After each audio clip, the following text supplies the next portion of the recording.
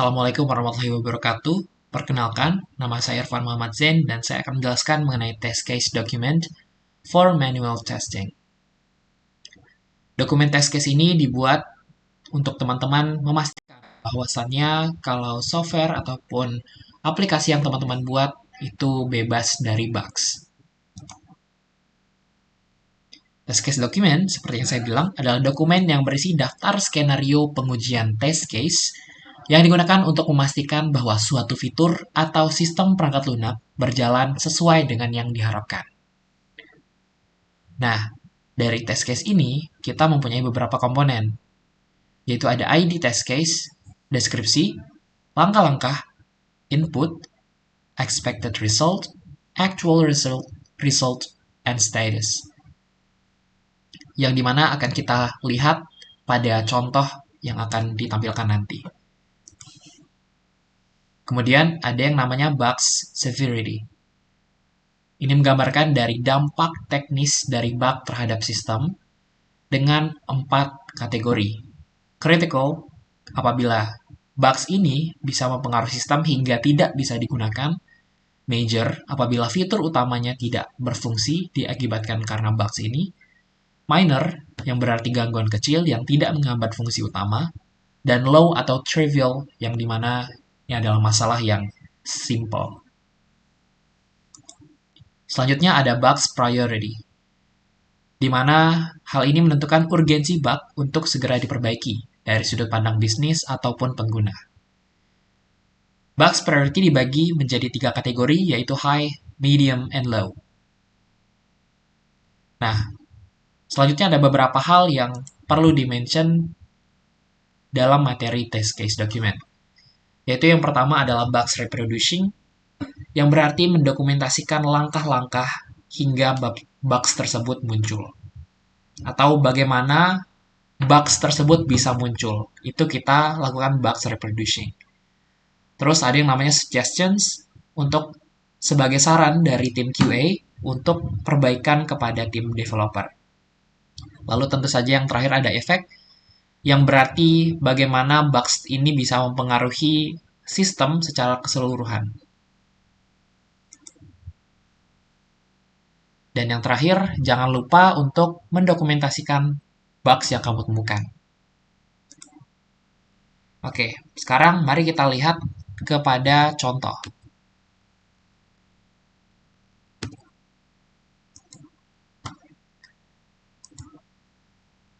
Berikut adalah test case document yang saya tampilkan. Jadi, di sini ada beberapa komponen yang seperti saya mention tadi pada PPT. Ada feature yang menjelaskan fitur apa yang sedang QA atau Anda sebagai QA itu tes.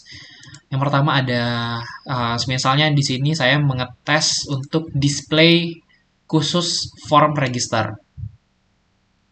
Di sini saya ibaratkan kalau form register itu FR kodenya. Terus di sini ada 2 hal yang saya tes, yaitu ada di display form registernya dan juga fitur form register itu sendiri. Yang pertama display dan yang kedua fitur form register. Lalu yang ada yang namanya case ID yang menandakan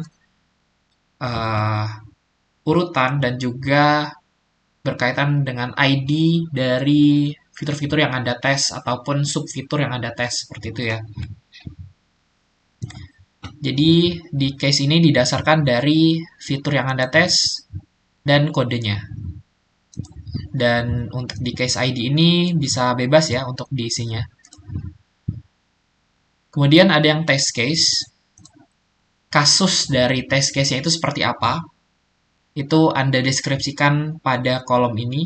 Semisal yang pertama, karena ini display, maka si user harus membuka tampilan form spot the bugs dalam tampilan website. Ada contoh lagi di nomor 2. Yang pertama, user harus meregistrasikan dengan mengisikan semua text field sesuai yang tertera pada form secara lengkap. Ini adalah kasus-kasus yang harus Anda buat sebagai tester untuk melakukan testing kepada sebuah software ataupun hardware yang Anda miliki gitu ya.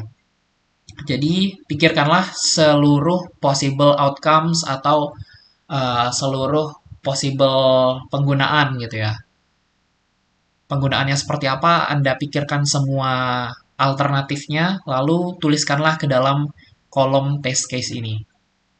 Lalu ada uh, kolom precondition yang menjelaskan bagaimana kondisi si user sebelum masuk kepada fitur ini.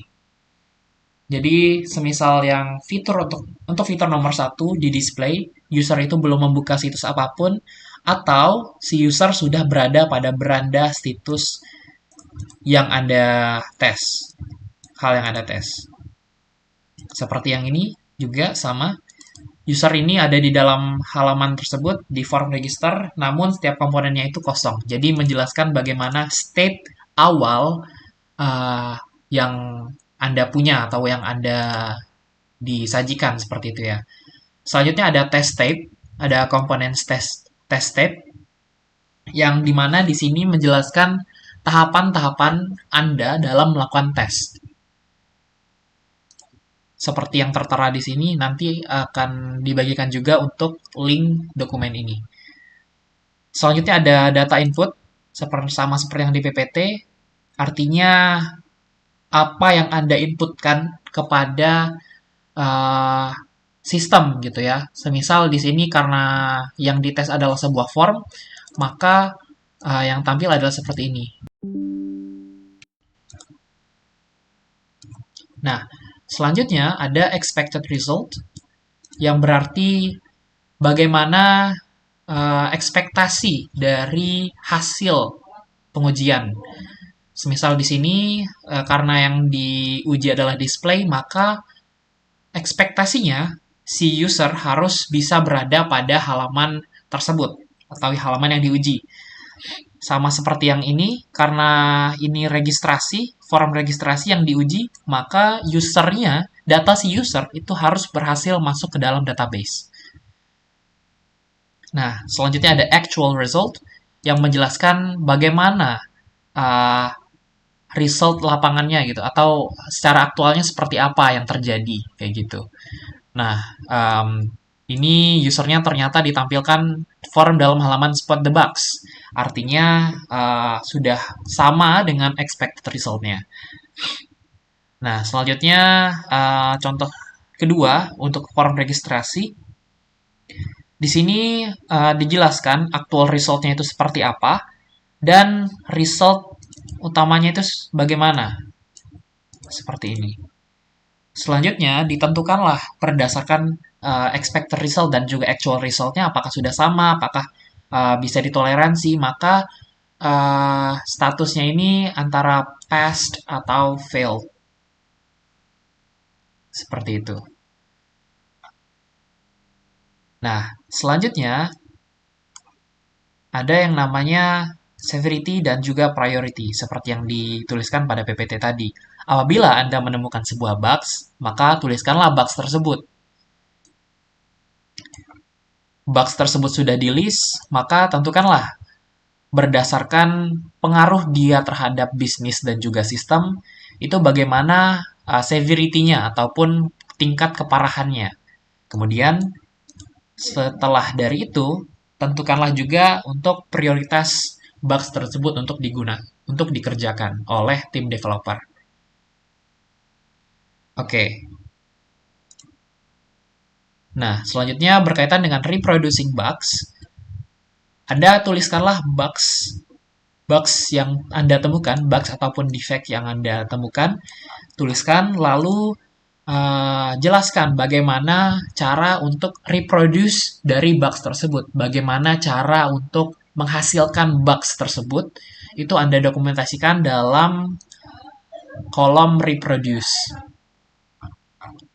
Selanjutnya ada pada kolom suggestion ataupun saran untuk bagaimana sistemnya harus behave ataupun saran dari QA itu seperti apa gitu ya. Ini dituliskan pada kolom suggestion dan efek dari bugs tersebut. Seperti itu. Selanjutnya di sini ada tambahan test case document untuk ketentuan dari input datanya itu seperti apa. Ini tipikalnya ada pada form atau beberapa hal yang interaktif gitu seperti button juga. Nah, kalau button itu kan biasanya banyak ya di sistem-sistemnya teman-teman. Itu statusnya dia mandatory, terus juga kalau bisa di notes-nya juga dituliskan keterangan dari button tersebut kira-kira input datanya seperti apa ataupun tipe datanya gitu juga bisa dijelaskan ya di notes ini. Semisal di text field first name tipe datanya adalah uh, varchar ataupun teks, itu bisa ditulis aja di sini. Itu kan bisa kalian tes menggunakan apakah si text fieldnya itu menerima number atau menerima simbol, itu kan bisa Anda uji di sini gitu ya. Nah, selanjutnya ada error message.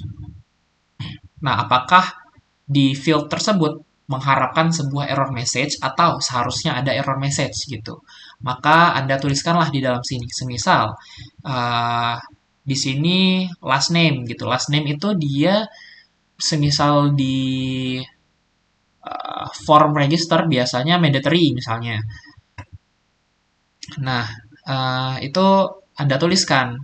Kalau semisal dia mandatory, maka error message apabila tidak diisi itu apakah ada atau enggak. Atau kalau semisal ada, maka tuliskanlah kalau di situ ada error message. Kalau tidak ada error message, maka tuliskanlah no error message gitu ya. Oke. Nah, selanjutnya kita coba praktek bagaimana kita cara menguji sebuah website gitu ya, ataupun menguji sebuah sistem. Nah, untuk menguji sebuah sistem itu ada beberapa ada beberapa pilihan yang bisa Anda pakai untuk metodenya. Ada black box, ada gray box, dan juga ada white box. Black box itu sebuah metode pengujian yang dimana dicoba secara fungsionalitasnya aja, secara general. Kemudian ada white box yang dimana itu menguji secara uh, hingga ke dalam sistem gitu ya, ke dalam codingan. Dan gray box itu merupakan kombinasi dari keduanya gitu. Dan pada kesempatan kali ini saya akan mencoba untuk gray box gitu ya. Yang pertama kita uji dulu secara fungsionalnya. Ini silakan Anda coba aja segala possible outcomes dari string, dari input string, atau Anda tambahin integer di kemudian anunya. Terus semisal selanjutnya Anda coba tuliskan menggunakan simbol, terus semisal di phone number yang harusnya ini adalah berisi numbers, Anda isikan teks misalnya ataupun string di situ. Itu Anda coba aja segala possible outcomes-nya.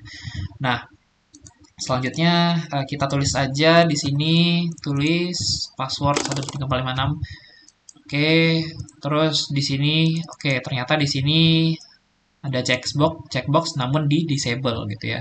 Kita register, ternyata ada error message. The phone number should contain at least 10 characters. Kita penuhi. Oke, masih error. Kita nggak tahu errornya di mana, dan itu salah satu bugs gitu ya. Oke, sukses register the following information. Oke, di sini kita bisa mengidentifikasi beberapa bugs. Ternyata si uh, developer itu menerima sebuah inputan berupa simbol di sini, sedangkan bisa saja itu sebuah trolling gitu ya dari si user. Selanjutnya di sini ada juga permasalahan dari phone number-nya. 1 sampai kita input datanya berapa, tapi yang muncul di sini berapa. Di sini ada penambahan artinya dari sistem. Terus country Australia, oke. Email address-nya ini tidak valid, maka di sini nggak ada validation ya dari sistem. Sekarang itu, oh ya, ini adalah cara untuk ngetes secara black box. Ya udah kayak gini aja kita laporkan ke dalam test case dokumennya kita gitu. Namun apabila kita mau coba white box ataupun gray box, maka kita harus masuk ke dalam sistemnya gitu ya. Nah, salah satu cara silakan buka untuk developer tools atau di inspect gitu ya. Kita inspect di sini. Nah, kita coba satu-satu. Uh, Semisal di sini tadi kita menemukan kalau kita nggak bisa ngeklik si checkboxnya. Kenapa sih checkbox bisa ternyata disabled di sini. Jadi nggak bisa untuk diklik dari HTML-nya ternyata disabled. Terus semisal permasalahan dari phone number itu biasanya ya seharusnya ada di uh, logika codingan. Di situ teman-teman bisa masuk ke dalam sources di sini. Sources terus kita identifikasi dari file JavaScript-nya. Nah, silakan teman-teman cari di file JavaScript-nya kira-kira apakah ada yang aneh di sini. Nah, di sini ada increment phone number, ada function seperti ini, increment phone number. Kenapa harus di increment nih? Ditambah last character ini. Nah, ini kan sebuah bugs nih di sini. Ini nggak perlu nih di sini. Terus ada apa lagi di sini? Oh ya, ternyata nggak ada validasi yang harusnya seharusnya ada validasi gitu. Terus juga karena si first name dan last name-nya menerima semua inputan, si sistemnya juga prone to SQL injection, teman-teman. Dari security-nya juga terancam di situ. Maka silakan laporkan pada test case document ini. Kalian masukkan kepada bugs ataupun defects-nya seperti itu. Dan jangan lupa untuk didokumentasikan untuk bugs yang Anda temukan. Silakan dokumentasikan dan masukkan ke dalam folder ataupun dokumen backlog gitu. Ini didokumentasikan untuk uh, saat sesi bug testingnya seperti itu. Oke, silakan kalian implementasikan untuk test case dokumen ini dalam tahapan testingnya kalian ataupun testingnya teman-teman ya. Untuk web ini bisa kalian coba juga untuk latihan-latihan testing sebagai quality assurance. Oke, saya rasa itu. Terima kasih sudah mendengarkan. Wassalamualaikum warahmatullahi wabarakatuh.